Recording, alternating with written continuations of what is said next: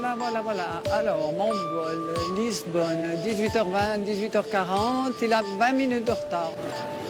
Nous sommes à l'aéroport de Genève et Nicole Hannen, retraitée fribourgeoise, va prendre l'avion. Mais elle ne part pas en vacances. Non, elle rentre chez elle. Depuis 3 ans, avec son mari, ils habitent dans le sud du Portugal, un nouveau domicile qu'il a éloigné de la Suisse et de sa famille. Je reviens 1 à 2 fois. En principe, déjà pour la fête des mères, pour voir mon fils qui est resté en Suisse, et voir ma famille à Zurich, dans le canton de Fribourg, voilà. Les Hannen ne payent plus ni impôts, ni primes d'assurance en Suisse et ils ont vendu leur appartement. Une page de leur vie qu'ils ont tournée avec une prudence tout helvétique. J'ai dit, il faut réfléchir, faut que j'aille voir sur place, il faut voir la vie comme elle est là-bas, voilà. Mais moi, c'était tout quitter, parce qu'on n'avait plus rien en Suisse.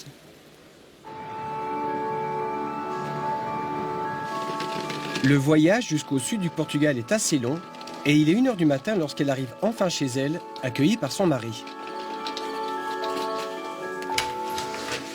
Bonjour, bienvenue chez nous, entrez seulement, je vais vous faire visiter.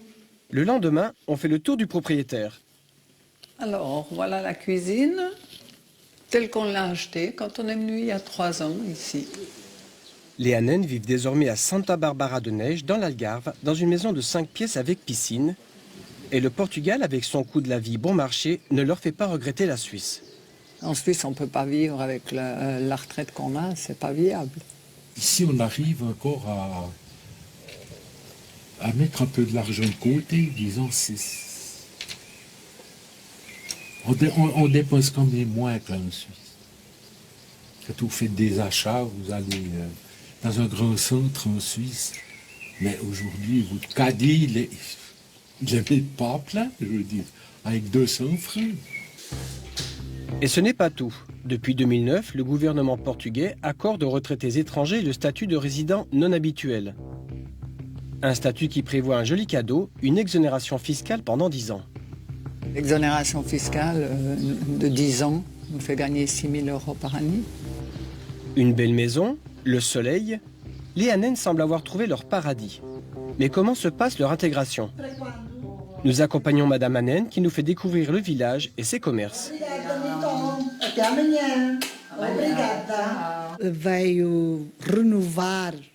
C'est un renouveau pour notre village. C'est très bien qu'ils puissent connaître notre manière de vivre. C'est très bien. Hola, boa tarde, Sergio. Ça va, Ça va bien et toi? Moi aussi. Uma Coca-Cola zéro, por favor. Les commerçants sont plutôt contents et même l'exonération fiscale dont bénéficient ces riches étrangers ne semble pas poser problème. C'est bien parce qu'ils viennent investir dans notre pays.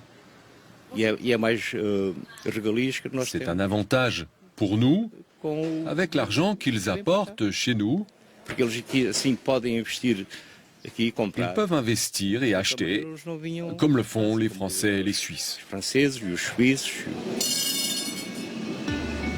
Les devises, justement, elles affluent depuis 2009 et aujourd'hui la situation du Portugal est plutôt bonne, avec un taux de croissance du PIB de 2,5% en 2017 contre seulement 1,9% pour la zone euro.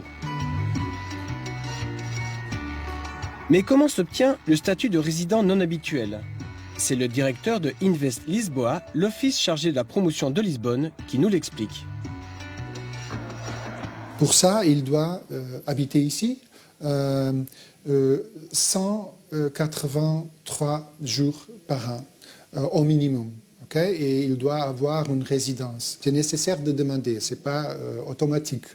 S'il demande aux finances portugaises d'avoir ce statut, si tout va bien, ils auront le statut. À Faro, nous rencontrons un autre retraité suisse au bénéfice du statut de résident non habituel, Adalbert Martin. Cet ancien de la police lausannoise s'est lui aussi installé au Portugal pour des raisons économiques. Mes charges en Suisse étaient au total d'environ 1000 francs, uniquement pour la villa, soit l'impôt sur la fortune, le revenu locatif, les taxes foncières, les taxes immobilières. Lorsque j'avais payé 6 000 francs, j'avais ensuite 500 francs d'assurance maladie à payer. Ça veut dire au total maintenant 1 500 francs. En disposant de 2 500 francs au total, AVS plus un petit revenu, je n'avais plus les moyens d'existence suffisants. Une décision qui lui a laissé un goût amer. C'est un crève-cœur. Pourquoi? Parce que j'ai vécu toute ma vie pour avoir mon toit et c'est comme si on me l'avait arraché. Ironie du sort, Adalbert Martin faisait partie de l'UDC vaudoise. Le voilà donc maintenant étranger en terre portugaise. Finalement, les Portugais ont été intelligents. Avec tout cet argent qui vient des étrangers, ces étrangers ne coûtent rien à la collectivité, mais apportent énormément à la population. Et je pense que c'est un bon deal qu'ils ont choisi. Donc je ne me sens pas vraiment en train de venir prendre une place. Ces dernières années, la richesse des étrangers a contribué à la prospérité du Portugal. Mais revers de la médaille, cet afflux d'argent a aussi provoqué une flambée des prix, en particulier dans l'immobilier. Olá, bom dia. Façam favor d'entrar. Vamos começar pela sala deste apartamento. Nous sommes de retour à Lisbonne pour la visite d'un appartement à vendre. Este apartamento há 3 anos poderia custar. Il y a environ 3 ans, cet appartement coûtait entre 350 et 400 000 euros. Aujourd'hui, il est à vendre pour 600 000 euros. On peut dire qu'au Portugal, dans les 3 dernières années, les prix sont montés de 7 à 8% en moyenne dans tout le pays. C'est clair que dans des grandes villes comme Lisbonne, Porto ou dans la région de l'Algarve, c'est environ 15 à 20%. 600 000 euros pour un studio de 70 mètres carrés, Lisbonne est devenue aujourd'hui une des villes les plus chères. Et cela ne risque pas de s'arrêter, car il y a encore du monde au portillon. Nous recevons des investisseurs qui viennent du monde entier. On a des Chinois, des Japonais, des Arabes, des Turcs et aussi un fort investissement du Brésil. Des investisseurs attirés par le climat des affaires, la sécurité ambiante et la générosité du fisc portugais. Combien d'étrangers, de retraités étrangers bénéficient de ce statut? Non, je ne sais pas. Je ne sais pas. D'après les finances portugaises, 6 000 personnes, dont 325 Suisses, en profiteraient depuis sa création. Or, en mai 2017, le magazine Bilan annonçait un bond de 75% pour atteindre 5 500 Suisses et binationaux uniquement pour 2015.